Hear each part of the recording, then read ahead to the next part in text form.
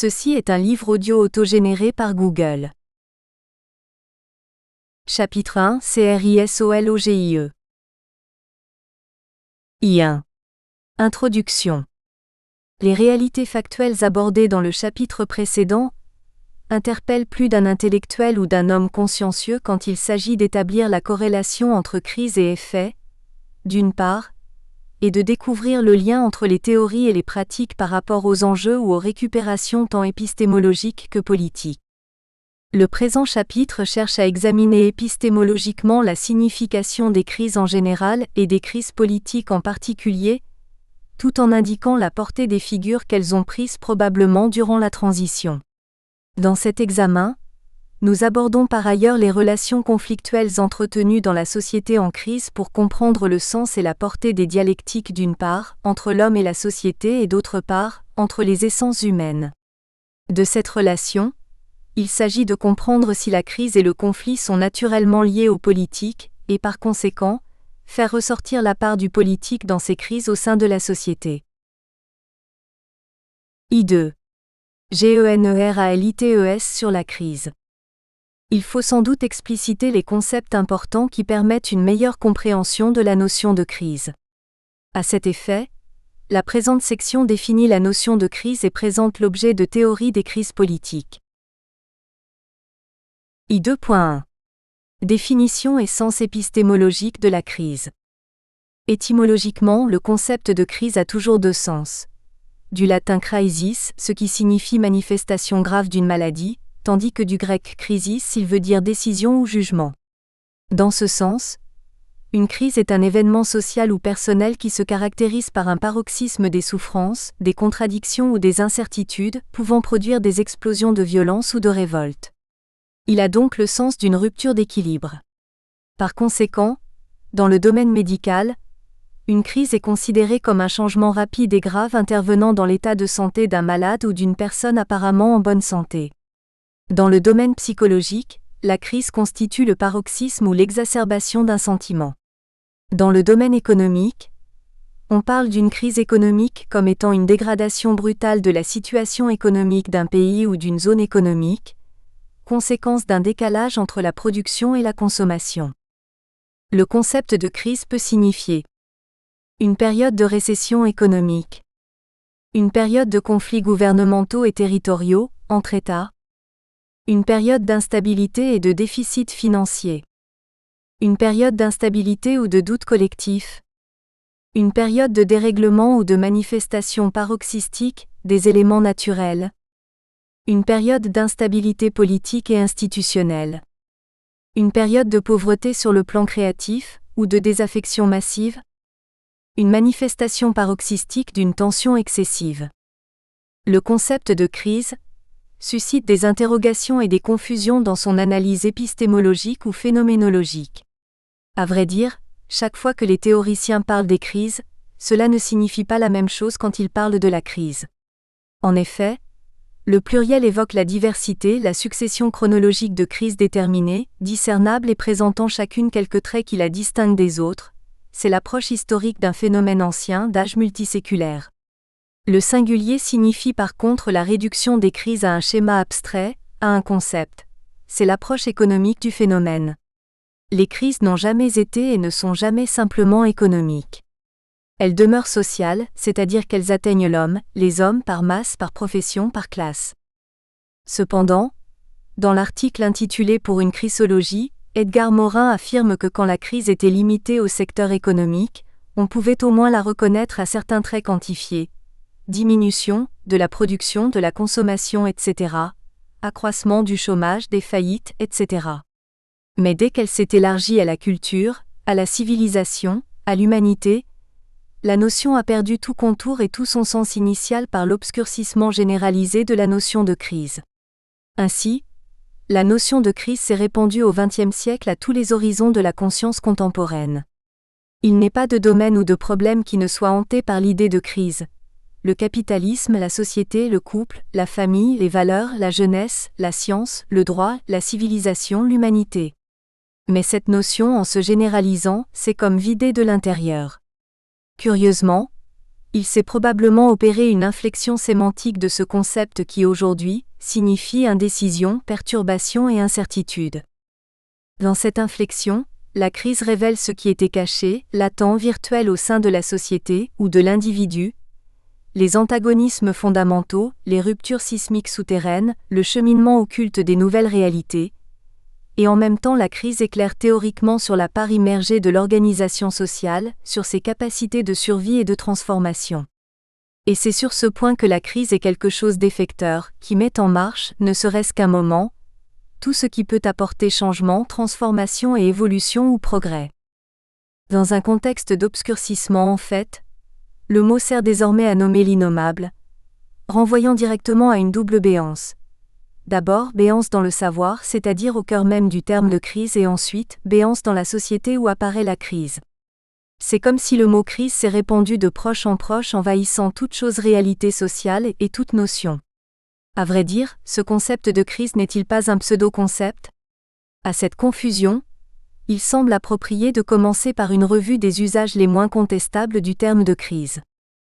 Dans la définition du concept de crise dans son article La crise, un phénomène spécifiquement moderne, Paul Ricoeur repère 5 significations de base attestées par un usage constant du terme crise.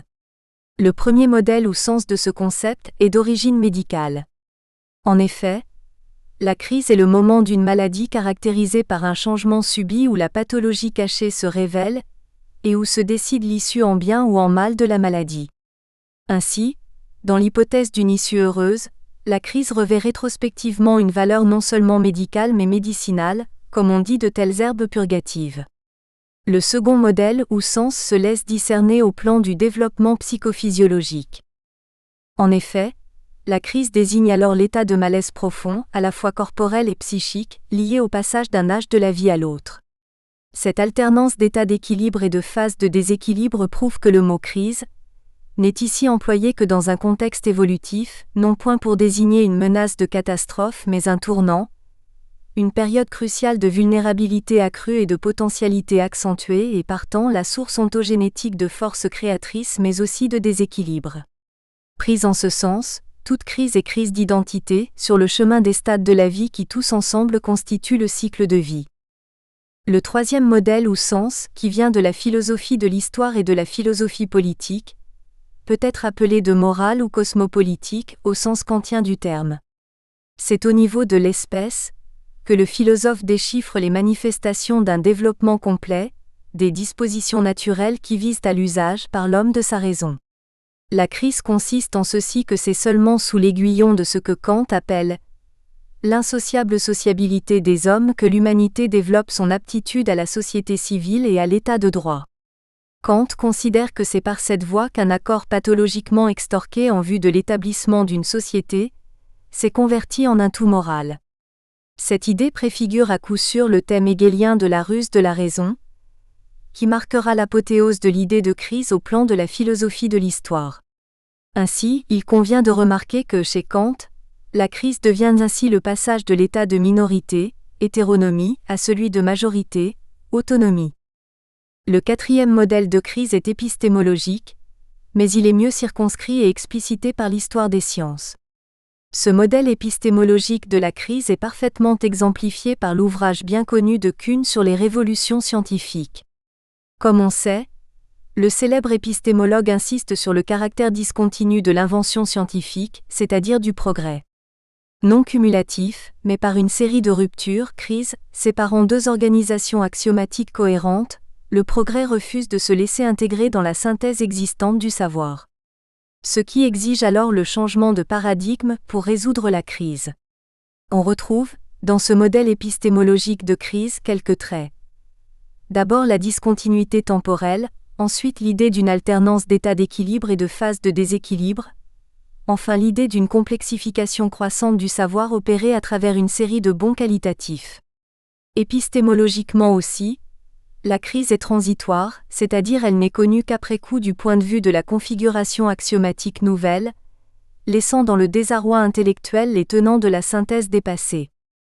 Le cinquième modèle de crise est économique.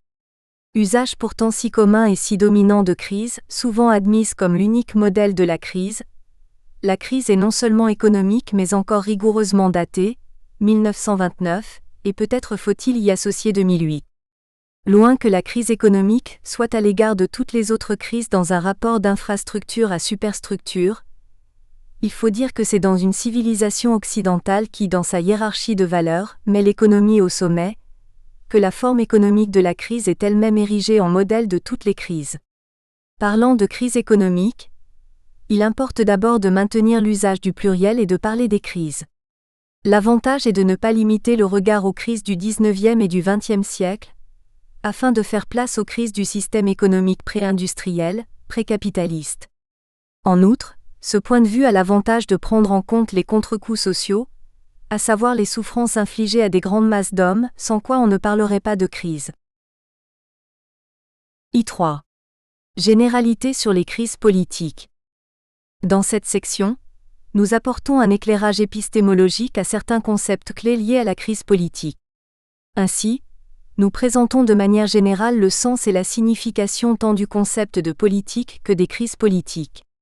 À partir de ces précisions, nous examinons les réactions comportementales des individus ou des groupes d'individus face à la crise politique. I3.1.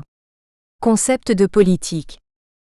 De généralité concernant le concept de politique au masculin, nous retenons que le politique, en tant que domaine et pouvoir, tout ce qui concerne les affaires de l'État et son gouvernement. En tant que science ou théorie, ce qui porte sur le domaine de l'organisation et du fonctionnement des affaires de l'État. En tant que structure organique ou individu, celle ou celui qui par sa fonction a un rôle actif dans la conduite des affaires de l'État, ou de l'opposition à la manière de gérer l'État. En tant que système, c'est ce qui est propre à la structure de l'État. Dans le cadre de la coopération, renvoie à ce qui concerne un État ou les rapports entre États. En tant que stratégie, sous-entend faire preuve d'habileté et de calcul dans les affaires de l'État. Dans le cadre du social, tout ce qui est propre à une société organisée. Dans le cadre actif, c'est celui qui gouverne, qui exerce des responsabilités dans la cité, poli en grec, qui détient le pouvoir. En revanche, la politique, en tant qu'activité, est une manière de gouverner l'État ou l'art de gouverner un État. En tant qu'action, veut dire une manière de mener un domaine des affaires de l'État ou encore tout ce qui est entrepris dans le domaine des affaires publiques. En tant qu'idéologie, implique une règle d'action poursuivie par un groupe ou par un individu. En tant que profession, concerne une carrière consacrée aux affaires de l'État. En tant que stratégie, elle signifie une habileté dans la conduite de ses affaires. Dans le cadre participatif, s'entend comme une action individuelle ou collective menée afin d'agir ou d'influencer les affaires de l'État ou l'opinion publique pour une cause déterminée. Dans la vie de la société, c'est l'arène où les acteurs politiques s'affrontent pour la conquête du pouvoir, par exemple, s'engager en politique, faire de la politique. En tant qu'idéologie, elle renvoie au programme d'action mis en place par une institution pour atteindre des objectifs donnés, par exemple, l'État qui met en œuvre des politiques sociales ou encore une entreprise qui définit une politique des ressources humaines, ou encore un parti politique qui vise l'encadrement de ses militants et la conquête ou la conservation du pouvoir. I3.2. Signification des crises politiques. Logiquement, la notion de crise ne peut être envisagée que dans un système politique. À l'instar de Roland Ritchie, on peut encore considérer le système politique comme étant un ensemble d'interactions dans une société donnée, par lesquelles les objets de valeur sont répartis par voie d'autorité, c'est-à-dire de manière impérative. C'est ce qu'il appelle l'allocation autoritaire des valeurs. Cet auteur parle aussi de la crise comme un ensemble d'interactions par lesquelles les exigences sont transformées en décisions, ou les inputs en outputs. 3 éléments pertinents doivent être pris en compte dans toute analyse systémique de la vie politique. La communauté politique, le régime, valeurs, normes, etc., et la structure d'autorité. Par hypothèse, aucun système n'est capable de persister si les structures d'autorité n'assurent un minimum de soutien au régime et aux titulaires des rôles d'autorité. Ainsi, le changement simultané de ces 3 éléments conduit à une crise généralisée, à sa disparition et à son remplacement par un autre système. Épistémologiquement, Toute crise marque une rupture et en conséquence, permet le dévoilement des conflits souvent ignorés ou négligés dans la vie individuelle ou collective. Déjà, la notion de crise paraît grevée de multiples équivoques. Quoi de plus normal que l'équivocité se complexifie entre une crise de l'État, une crise institutionnelle, une crise ministérielle, une crise des valeurs ou de civilisation ? Cependant, peut-on définir les crises politiques comme des mouvements révolutionnaires et comme des phénomènes irrationnels s'exprimant par des paroxysmes émotionnels et un radicalisme utopique ? Apparaissant comme des facteurs de dérégulation et d'incohérence, leurs significations sont le plus souvent déniées par les pouvoirs publics en place. Les crises montrent leur pouvoir de démystification et l'émergence, pour un groupe, une classe ou un peuple, du sentiment de leur identité. Partant de cette perception, par crise politique, on entend un moment important, grave et parfois décisif dans la vie d'une institution, qui reflète l'inadéquation manifeste ou la rupture entre l'organisation d'une institution politique ou publique et la réalité dans la société concernée. Logiquement, la rupture créée par une crise est-elle toujours un facteur de désordre et d'irrationalité ? Beaucoup de théoriciens estiment que les débats et les discussions publiques doivent constituer les modalités pratiques de l'exercice du pouvoir, afin de favoriser les libertés à l'intérieur d'un État sans lesquelles les groupes de pression et les partis d'opposition ne pourraient jamais agir efficacement. Par ailleurs, les psychanalystes et les sociologues constatent que l'homme est un animal qui vit essentiellement de crises régulières et intermittentes. Parmi les différents facteurs qui provoquent la crise, on doit évoquer le clivage toujours latent à l'intérieur de la vie d'où émane un flux de représentations, d'affects, de pulsions, à la base des frustrations et des interdits. La crise politique, dans un système politique, est une période de ralentissement de l'activité politique faisant suite à une période d'expansion conflictuelle. Une crise politique est caractérisée par une diminution généralement brutale de la confiance entre les différents acteurs sociopolitiques et du taux de conflit conduisant directement ou indirectement au crime politique, et par un dysfonctionnement général de structures au sein de la société et des activités humaines. Se référant à la crise économique, les théoriciens des crises et les politologues décomposent les crises politiques en multiples phases successives. La première correspond à la phase de conquête de pouvoir et de gestion pour la construction. Elle s'accompagne d'une hausse de confiance de la part des dirigés. La deuxième correspond à la phase de crise proprement dite, caractérisée par un affaiblissement brutal de la confiance et du rythme contradictoire de la production des décisions. La troisième phase constitue une phase de dégénérescence, marquée par une baisse de la rationalité institutionnelle et une hausse vertigineuse de l'affectivité ou de l'émotion. La quatrième, enfin, s'analyse comme une phase de reprise par les négociations directes ou indirectes. Au sens strict du terme, la crise politique est le moment précis où s'opère le retournement brutal de la conjoncture étatique qui annonce la fin d'une période de confiance. Le terme a aujourd'hui acquis une dimension plus large, et inclut souvent l'idée de conflictualité elle-même. L'apparition d'une crise signifie que l'activité est entrée dans une période de diminution de la confiance et d'augmentation de conflits. Les contradictions politiques ou les crises effectives générées par le système politique sont aujourd'hui peu fréquentes dans les pays occidentaux. L'entrée en crise politique passe plutôt par un ralentissement de la confiance et une augmentation du taux de conflits multidimensionnels. D'où le développement et la multiplication des troubles sociaux et des crises qui conduisent aux guerres. Les crises politiques sont sans doute des crises de surproduction négative de l'abus du pouvoir politique, mais elles cachent en réalité l'inintelligibilité des relations entre les essences humaines. Sauf quelques cas isolés, les crises politiques apparaissent lorsqu'il y a excès inadéquat de l'offre juridique par rapport à la demande politique, et non lorsqu'il y a insuffisance décisionnelle en action politique par rapport à l'intérêt général. Tout le monde sait que l'histoire est le cimetière des crises politiques dont les conflits conséquents sont les 2 dernières guerres mondiales. Des effets cumulatifs ne tardent pas à se manifester dans les différents domaines de la vie, entraînant un phénomène de contamination sous forme systémique de vases communicants. Les crises politiques ont souvent la particularité de se produire à la suite de perturbations systémiques, organisationnelles, structurelles et stratégiques. La société est alors délitée et les activités sont affectées, d'autant plus que la confiance s'effondre avec les crises tandis que la conflictualité s'accroît.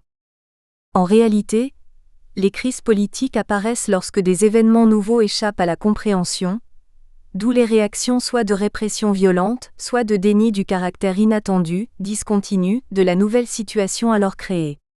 De nombreux exemples, de nature très différente, peuvent en être donnés. Hannah Arendt a souligné que c'est la notion d'événement qu'il faut chaque fois interroger dans les études sur la crise politique. Étant donné que les causes multiples d'événements créateurs de crise ne suffisent pas à expliquer totalement leur signification et leur émergence, car il y a alors la pluralité des interprétations par lesquelles les témoins mais aussi les historiens tentent d'en rendre compte. Chaque fois qu'il se produit quelque chose de neuf, cela fait irruption à l'improviste, d'une façon non calculable et finalement inexplicable. Cela tient seulement à ce que le processus historique est né d'initiatives humaines et se trouve constamment interrompu par de nouvelles initiatives.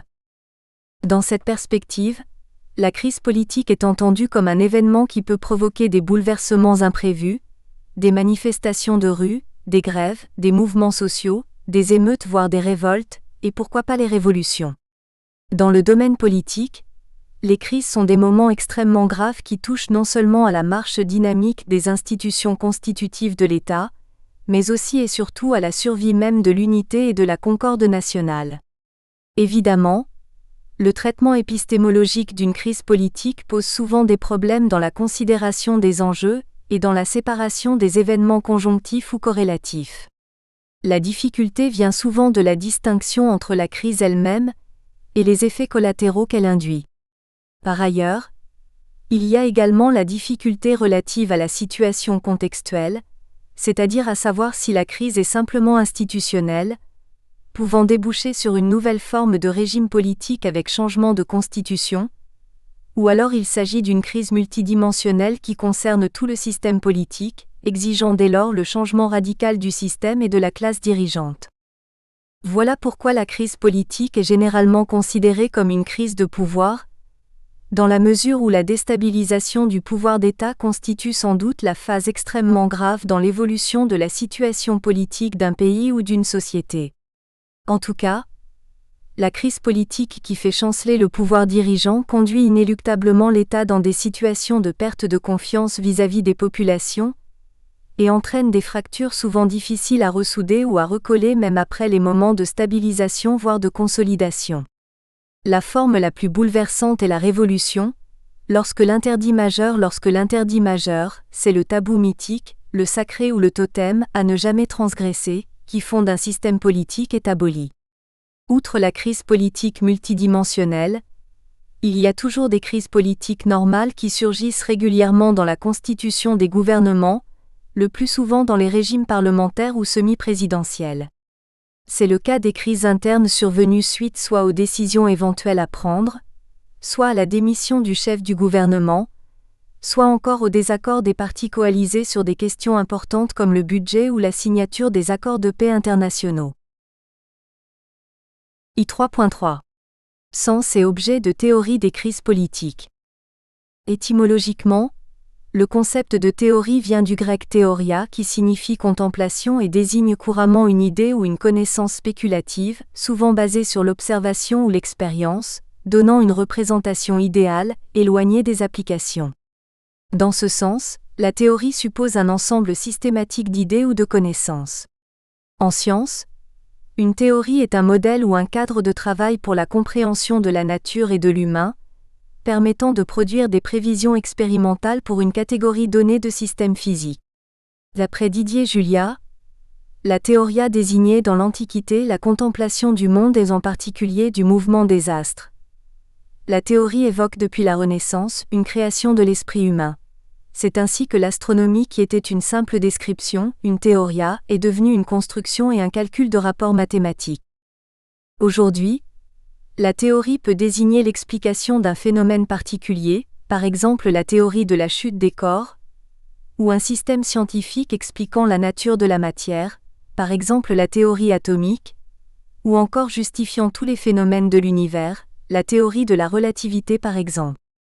La théorie signifie un ensemble d'idées à valeur explicative qui résulte d'une synthèse des faits observés et d'une réflexion spéculative. Dès lors, Chaque théorie établit à son compte un ensemble précis de concepts et d'idées qui portent sur son domaine de prédilection, ou, le cas échéant, sur un ensemble de domaines dans le cadre interdisciplinaire par exemple. Ce qui veut dire, en d'autres termes, que la théorie demeure un cadre systémique élaboré d'une manière formelle pour une application aisée dans un domaine scientifique ou un secteur d'activité. Malheureusement, elle est assimilée à une opinion ou une réflexion spéculative, souvent par réduction abrupte, ou encore par moquerie empiriciste, à une vision spéculative qui n'a rien de réel. La tradition scientifique considère les théories comme étant des représentations linguistiques, composées de signes ou de symboles, qui sont des énoncés universels. Les théories sont formulées à partir de problèmes que l'on essaie de résoudre. Dans la perspective popperienne, en formulant des théories, les penseurs sont obligés à adopter non des énoncés probables, mais des théories explicatives qui sont fréquemment hautement improbables. En effet, à la lumière de Karl Popper, on peut affirmer que la valeur d'une théorie consiste à interdire à certains faits de se produire. Ce qui implique que le critère de scientificité d'une théorie réside dans la possibilité de l'invalider, de la réfuter ou encore de la tester. S'il est possible de formuler des théories des crises politiques, de soumettre au crible de la raison les conséquences qui en sont logiquement dérivées à des tests en les confrontant à des observations sur le terrain. Car plusieurs questions se posent quand on constate que le champ épistémologique de ces théories présente certaines particularités qu'il est indispensable d'examiner.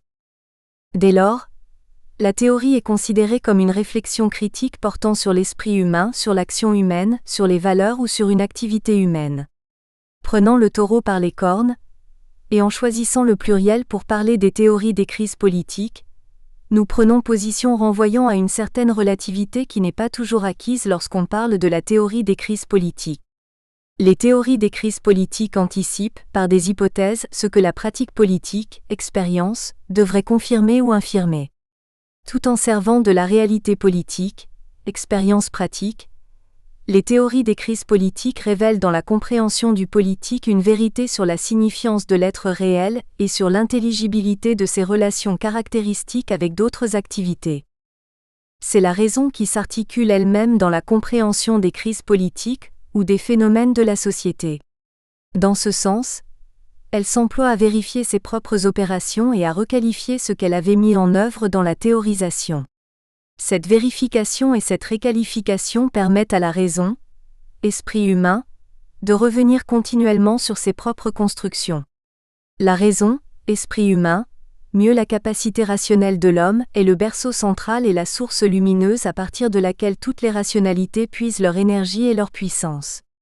La raison, esprit humain, permet de déchiffrer la société, de pénétrer le réel, de révéler les principes au moyen des opérations, bref d'établir un lien entre la théorie et l'expérience, la pratique.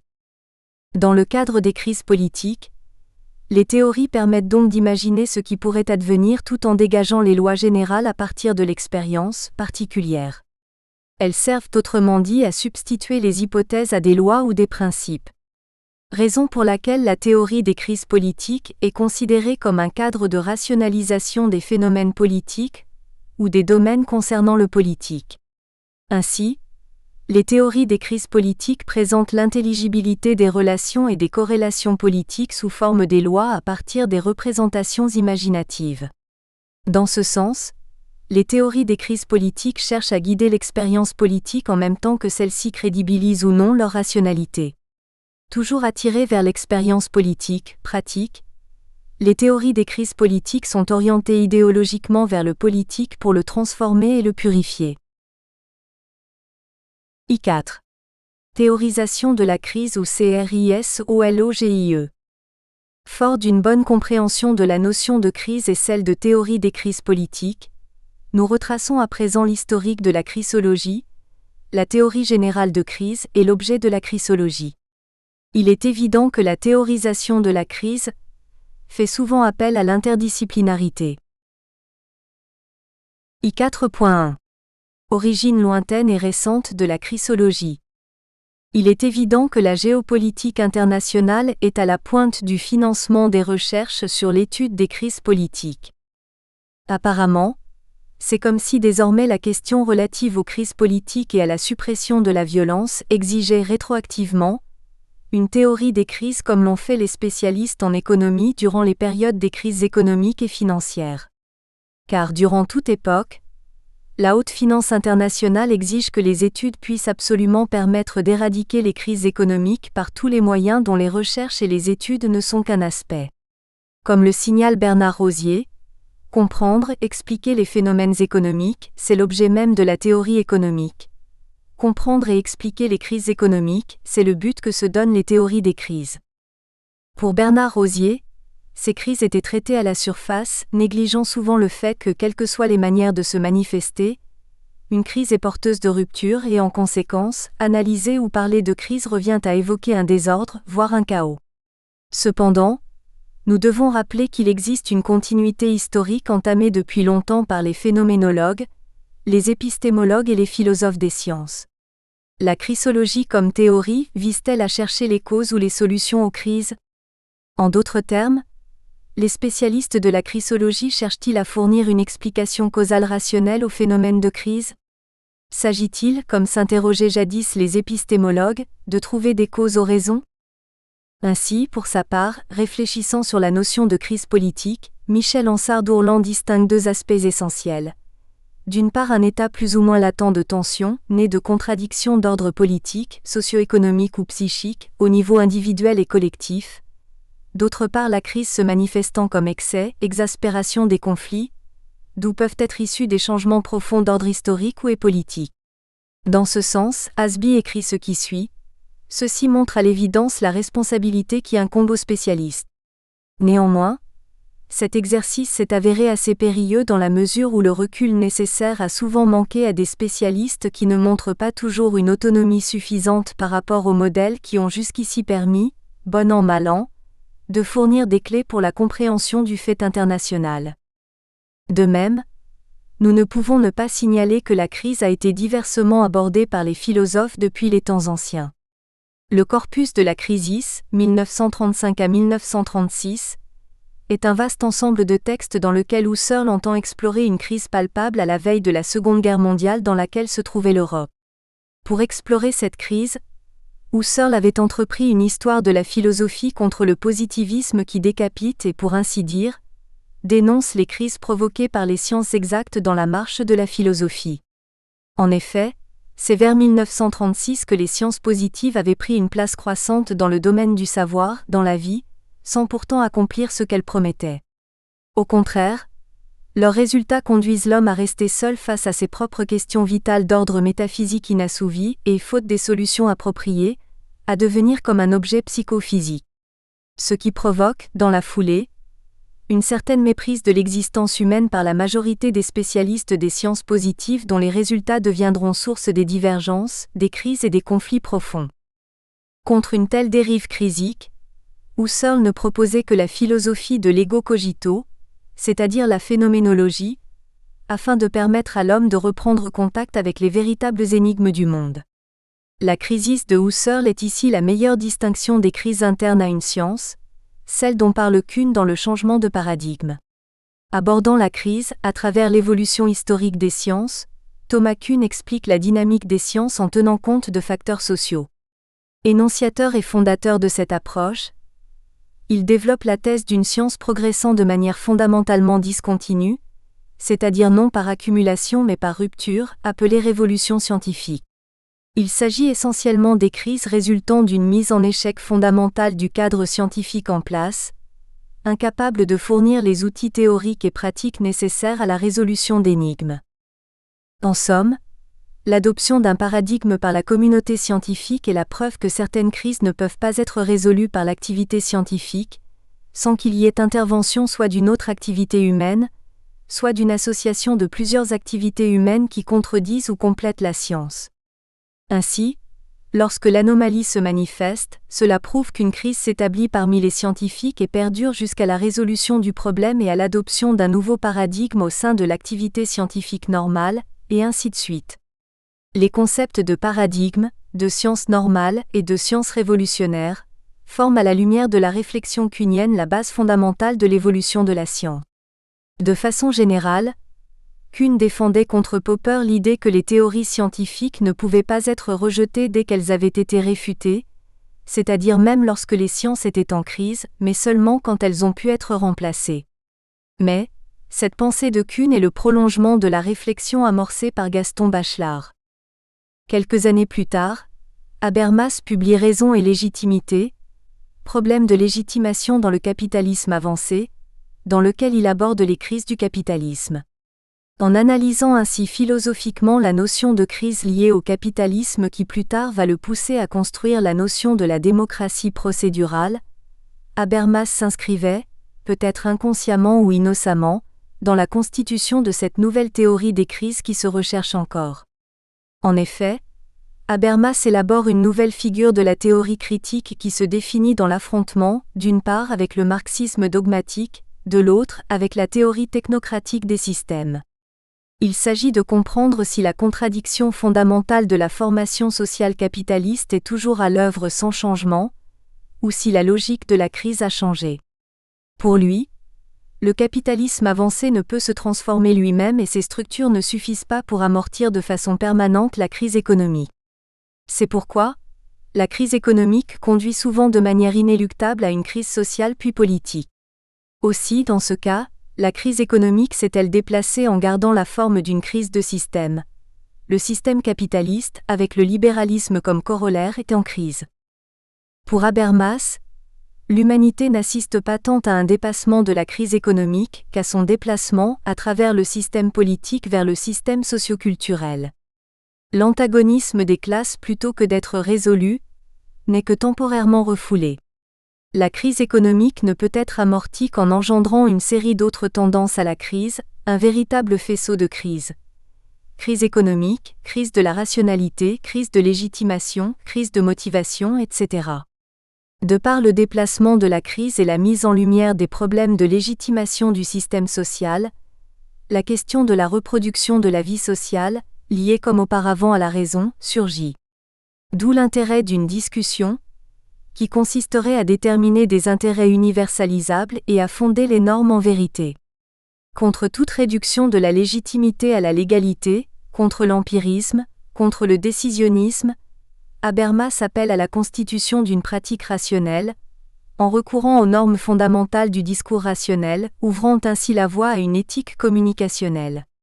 Il fait appel à la partialité pour la raison, et formule le projet d'une organisation rationnelle de la société. Paul Ricoeur, revenons encore chez lui, affirme que la question est sans doute celle de savoir si l'humanité vit actuellement une crise sans précédent, non pas transitoire, mais permanente et définitive.